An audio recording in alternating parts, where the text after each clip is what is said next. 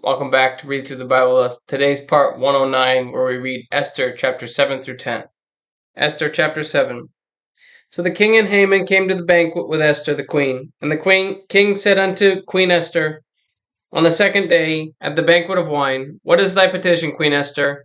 And it shall be granted thee. And what is thy request? And it shall be performed, even to the half of the kingdom. Then Esther the queen answered and said, If I have found favor in thy sight, O king, and if it please the king, let my life be given me at my petition, and my people at my request. For we are sold, I and my people, to be destroyed, to be slain, and to perish. But if we had been sold for bondmen and bondwomen, I had held my tongue, although the enemy could not countervail the king's damage. Then the king Ahasuerus answered and said unto Esther the queen, Who is he, and where is he, that doth presume in his heart to do so? And Esther said, The adversary and enemy is this wicked Haman. Then Haman was afraid before the king and the queen. And the king, arising from the banquet of wine in his wrath, went into the palace garden. And Haman stood up to make request for his life to Esther the queen, for he saw that there was evil determined against him by the king. Then the king returned out of the palace garden into the palace of the banquet of wine, and Haman was befallen upon the bed whereon Esther was. Then said the king, Will he force the queen also before me in the house? As the word went out of the king's mouth, they covered Haman's face. And Harbona, one of the chamberlains, said before the king, Behold also the gallows 50 cubits high, which Haman had made for Mordecai, who had spoken good for the king, standeth in the house of Haman. Then the king said, Hang him thereon. So they hanged Haman on the gallows that he had prepared for Mordecai. Then was the king's wrath pacified. Chapter 8. On that day did the king Ahasuerus give the house of Haman, the Jews' enemy, unto Esther the queen. And Mordecai came before the king, for Esther had told what he was unto her. And the king took off his ring, which he had taken from Haman, and gave it unto Mordecai. And Esther set Mordecai over the house of Haman. And Esther spake yet again before the king, and fell down at his feet, and besought him with tears to put away the mischief of Haman, the Agagite, and his device that he had devised against the Jews. Then the king held out the golden scepter toward Esther. So Esther arose and stood before the king, and said, If it please the king, and if I have found favor in his sight, and the thing seem right before the king, and I be pleasing in his eyes, let it be written to reverse the letters devised by Haman, the son of Habadatha, the Agagite, which he wrote to destroy the Jews, which are in all the king's provinces. For how can I endure to see the evil that should come unto my people? Or how can I endure to see the destruction of my kindred? Then the king Ahasuerus said unto Esther the queen, and to Mordecai the Jew, Behold, I have given Esther the house of Haman, and him they have hanged upon the gallows, because he laid his hand upon the Jews. Write ye also for the Jews as it liketh you, in the king's name, and seal it with the king's ring. For the writing which is written in the king's name, and sealed with my king's ring, may no man reverse. Then were the king's scribes called at that time, in the 3rd month, that is, the month Sivan, on the 23rd day thereof. And it was written according to all that Mordecai commanded unto the Jews, and to the lieutenants, and to the deputies and rulers of the provinces, which are from India unto Ethiopia, 127 provinces, unto every province according to the writing thereof, and to every people after their language, and to the Jews according to their writing and according to their language. And he wrote in the king Ahasuerus' name, and sealed it with the king's ring, and sent letters by post on horseback, and riders on mules, camels, and young dromedaries, wherein the king granted the Jews which were in every city to gather themselves together, and to stand for their life, to destroy, to slay, and to cause to perish all the power of the people and province that would assault them, both little ones and women, and to take the spoil of them for a prey, upon one day in all the provinces of King Ahasuerus, namely, upon the 13th day of the 12th month, which is the month Adar. The copy of the writing for a commandment to be given in every province was published unto all people, and that the Jews should be ready against that day to avenge themselves on their enemies. So the posts that rode upon mules and camels went out, being hastened and pressed on by the king's commandment. And the decree was given at Shushan the palace. And Mordecai went out from the presence of the king, in the royal apparel of blue and white, and with a great crown of gold, and with a garment of fine linen and purple. And the city of Shushan rejoiced and was glad. The Jews had light and gladness and joy and honor, and in every province and in every city, whithersoever the king's commandment and his decree came, the Jews had joy and gladness, a feast and a good day, and many of the people of the land became Jews, for the fear of the Jews fell upon them. Chapter 9. Now in the 12th month, that is the month Adar, on the 13th day of the same, when the king's commandment and his decree drew near to be put in execution in that day, that the enemies of the Jews hoped to have power over them, though it was turned to the contrary, that the Jews had rule over them that hated them. The Jews gathered themselves together in their cities throughout all the provinces of the king Ahasuerus, to lay hand on such as sought their hurt, and no man could withstand them, for the fear of them fell upon all people.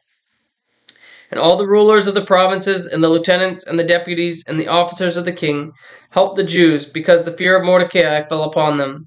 For Mordecai was great in the king's house, and his fame went out throughout all the provinces, for this man Mordecai waxed greater and greater. Thus the Jews smote all their enemies with a stroke of the sword, and slaughter, and destruction, and did what they would unto those that hated them. And in Shushan the palace the Jews slew and destroyed 500 men. And Parshan, Datha, and Dalphon, and Asphatha, and Portha, and Adaliah, and Aridatha, and Parmashah, and Arisai, and Aridai, and Bajiztha, the 10 sons of Haman, the son of Hammedatha, the enemy of the Jews, slew they. But on the spoil laid they not their hand. On that day the number of those that were slain in Shushan the palace was brought before the king. And the king said unto Esther the queen, the Jews have slain and destroyed 500 men in Shushan the palace, and the 10 sons of Haman. What have they done in the rest of the king's provinces? Now what is thy petition? And it shall be granted thee. Or what is thy request further? And it shall be done. Then said Esther, if it please the king, let it be granted to the Jews which are in Shushan to do tomorrow also according unto this day's decree, and let Haman's 10 sons be hanged upon the gallows. And the king commanded it so to be done. And the decree was given at Shushan, and they hanged Haman's 10 sons. For the Jews that were in Shushan gathered themselves together on the 14th day, also of the month Adar, and slew 300 men at Shushan. But on the prey they laid not their hand.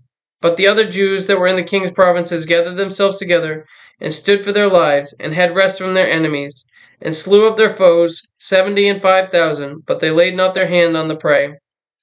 On the 13th day of the month Adar, and on the 14th day of the same rested they, and made it a day of feasting and gladness. But the Jews that were at Shushan assembled together on the 13th day thereof, and on the 14th day thereof, and on the 15th day of the same they rested, and made it a day of feasting and gladness.